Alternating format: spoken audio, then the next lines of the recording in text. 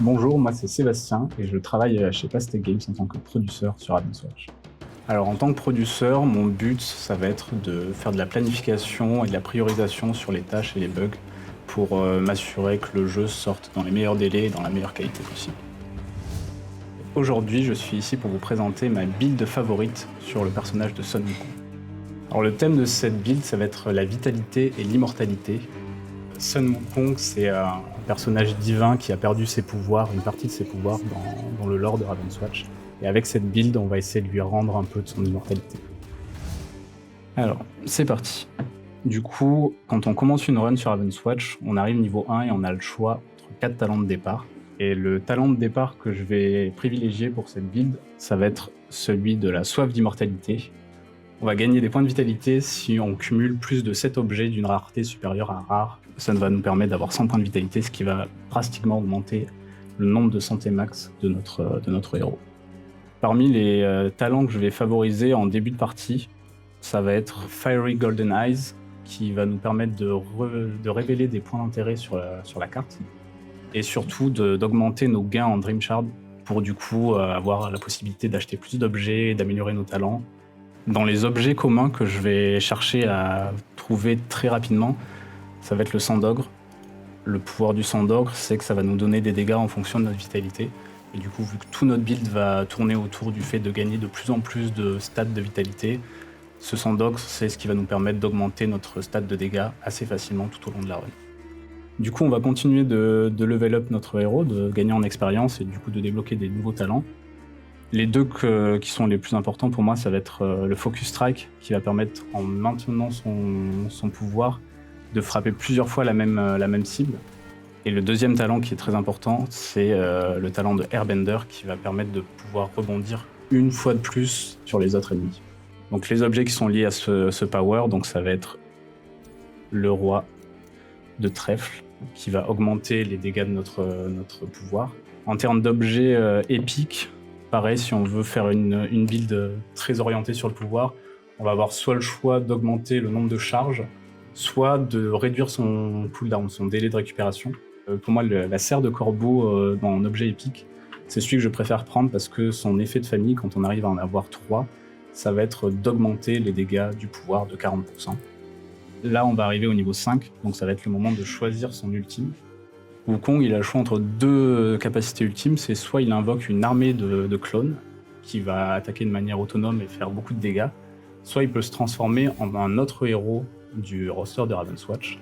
Moi, vu que je suis un joueur qui joue principalement Wukong, je préfère me concentrer sur l'armée des clones, qui va du coup invoquer 10 clones qui vont pouvoir qui vont copier la vitalité et les dégâts de Wukong, et vu qu'on est immortel, nos clones sont quasiment immortels. L'objet légendaire qui est primordial dans cette build, c'est vraiment le combo sang d'ogre, pierre philosophale.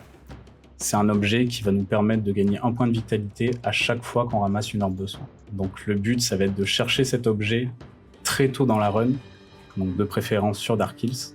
Avec cette base-là, on a déjà beaucoup de vitalité, beaucoup de dégâts, et on va pouvoir construire autour de ça, notamment le chapeau fou, qui nous permet de gagner 10% de nos dégâts, les convertir en Dream Shard. Et du coup, avec ce combo-là, on va un peu aller dans la mêlée, on va prendre des dégâts, et on va du coup accumuler beaucoup d'argent. Il y a d'autres objets maudits qui peuvent s'appliquer à cette build, vu qu'on sait qu'on a peu de chances de mourir si on joue correctement, donc on a beaucoup de points de vie. On peut soit partir sur le Hungry Grass, qui va nous donner un point de dégâts à chaque orbe de soin qu'on trouve. Du coup, on va gagner un point de dégâts, plus un point de vitalité avec la pierre philosophale, et au bout de 10 points de vitalité, on gagne encore un autre point de dégâts. Donc avec ce combo, on arrive très facilement à monter ses dégâts et sa vitalité de manière un peu exponentielle si on arrive à trouver ces objets-là très tôt dans la partie. Évidemment, on va essayer d'avoir les collections, donc avoir 3 serres de corbeau, avoir de préférence 500 d'ogre pour bénéficier des effets de famille, donc augmentation des dégâts critiques pour le sang d'ogre et augmentation des dégâts du pouvoir pour les serres de corbeau. Et pour ce qui est des talents restants, en vrai, avec la base qu'on a, on a déjà un build suffisamment fort en termes de dégâts de power, donc on va pouvoir se permettre plusieurs choses différentes.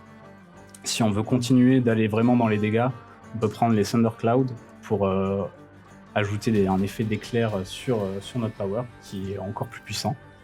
On a aussi la possibilité de varier nos dégâts en se concentrant un peu plus sur le spécial. Que Ringing Beads, c'est un talent qui va permettre qu'à chaque fois qu'on a le spécial activé et qu'on utilise notre attaque, les sphères qui tournent autour de Wukong vont générer encore plus de dégâts basés sur le dégât de l'attaque. On peut faire un combo avec le talent Stick Twirl, qui fait que si on déclenche l'attaque après un dash, Wukong va tourbillonner sur lui-même et faire plusieurs hits d'attaque d'un coup, ce qui va activer plusieurs fois les Ringing Beads, faire pas mal de dégâts. Et du coup là on va arriver au niveau 10, et au niveau 10 on obtient un talent qui est centré sur l'ulti, donc on a débloqué au niveau 5, nous on a pris l'armée des clones. Donc en général je vais prendre cette amélioration là, qui est donc le mantra de réplication, qui permet d'invoquer 3 clones à chaque fois qu'on active le spécial, et vu que nos clones prennent notre vitalité, ils sont quasiment immortels. Et on peut faire un combo avec ça si on arrive à trouver des objets épiques pour soit réduire le cooldown du spécial, soit rajouter des charges de spécial. Donc là, on a un build qui est déjà extrêmement fort, qui fait énormément de dégâts, et qui en plus est assez safe à jouer parce qu'on a beaucoup de vie. Donc si on prend pas trop de risques, on est quasiment immortel. Et donc c'est la build d'immortalité de Sun Wukong. Moi j'ai choisi cette build parce que c'est la première avec laquelle j'ai réussi à battre le jeu en mode Nightmare. C'est un peu dur de le jouer au début parce que quand tu veux faire des dégâts, tu prends aussi énormément de dégâts. Et du coup, il faut réussir à jauger à quel moment tu passes en stance de dégâts et à quel moment tu repasses en stance de défense. Avec cette build-là, tu as un peu tous les bénéfices des deux mondes parce que tu as beaucoup de points de vie, donc il y a moins de risques quand tu es en stance Yang pour faire des dégâts. Je sais que c'est pas la build la plus optique de Wukong, qui a moyen de faire encore plus de dégâts, mais c'est quelque chose que j'aime bien et qui peut facilement comboter aussi avec d'autres personnages. Donc voilà, c'était la build d'immortalité de Wukong pour essayer de lui rendre ses pouvoirs divins. J'espère que ça vous a plu, en tout cas moi ça m'a fait plaisir de la partager. J'espère que ça pourra vous donner des idées ou juste vous donner envie de l'essayer. Voilà, à bientôt.